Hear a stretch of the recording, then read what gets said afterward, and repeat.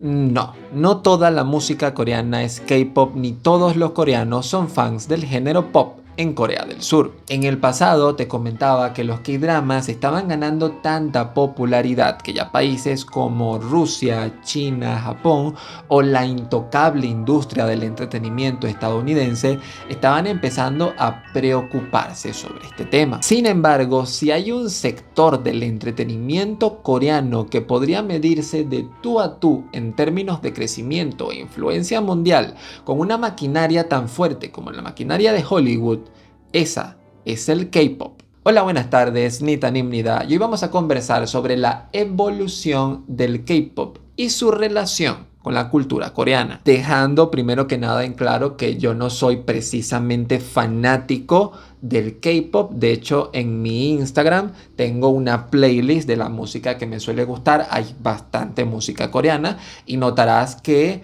muy pocas realmente son de K-pop, por no decir ninguna, creo. Sin embargo, como sé que inevitablemente a este canal va a llegar en algún momento alguna persona que quiera aprender lo máximo sobre Corea del Sur y su historia, lo cierto es que no hablar de K-pop sería suprimir una parte bastante importante, sobre todo en la historia moderna de Corea del Sur. Por eso quiero invitarte a que me acompañes en este viaje sobre la historia de uno de los fenómenos más influyentes del siglo XXI, enfocándonos en su evolución y en su relación con algunos patrones culturales de Corea del Sur. Y para ello vamos a empezar dando un pequeño brinco al pasado, justo después de la Guerra de Corea en 1953. Parece ser que para esta época es que se remontan los orígenes del K-pop, pues con la estadía de soldados estadounidenses en territorio coreano se fue introduciendo también el pop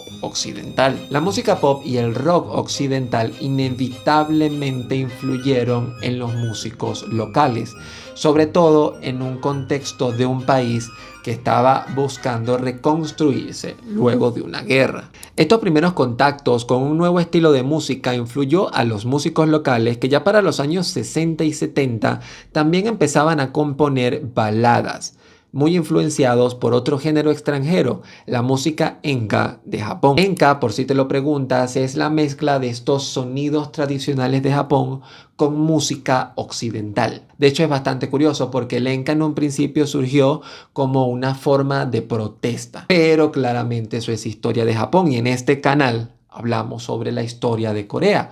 Me pregunto si en algún momento hablaremos sobre la historia de Japón. Pero no fue sino hasta los años 90 que el K-pop moderno surgió. Si tuviste la oportunidad de ver el video que tenemos sobre la ola coreana o fenómeno Hallyu, te podrás dar cuenta de que no es casualidad que los años en que el gobierno de Corea comienza a, digamos que, prestarle mucha más atención a la cultura como una mercancía exportable, pues también es el año que coincide con el crecimiento del K-pop. Efectivamente, no es nada de casualidad. Ya para la década de los 90, Corea del Sur contaba con grupos de idols que estaban fuertemente entrenados por agencias que buscaban un objetivo: garantizar una calidad mínima para exportar. Pero si a alguien se le debe reconocer que logró hacer un cambio radical en la industria, ese sería al grupo Sotechi and Boys. Un grupo liderado por Sotechi que venía de una banda de heavy metal y que al toparse con la tecnología MIDI decidió hacer un tipo de música nunca antes escuchada en Corea. Y algo tuvieron que haber hecho muy bien, porque la propia MTV dijo en algún momento que este grupo había logrado cambiar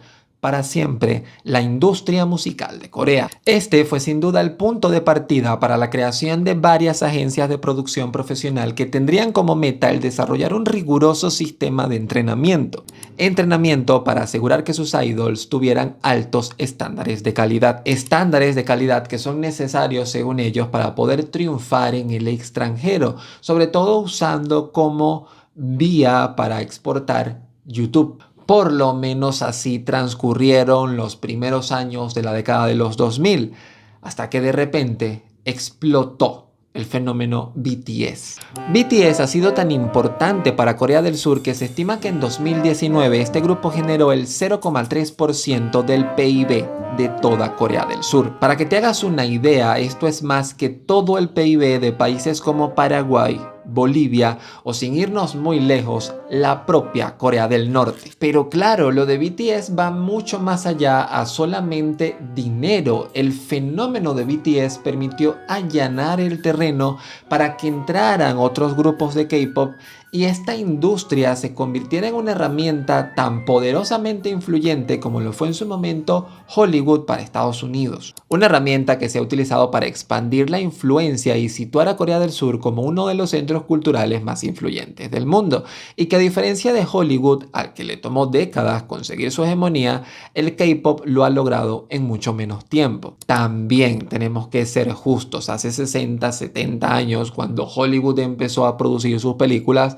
pues no existía el internet, no existían las redes sociales, así que masificarse se hacía por otras vías. Pero lo cierto es que su influencia es mucho más que evidente, sobre todo en temas como, por ejemplo, la cantidad de gente interesada en aprender coreano para poder entender el K-pop. Sin ir muy lejos, yo mismo no me imaginaba hace 3 o 4 años que sería capaz de poder leer esto.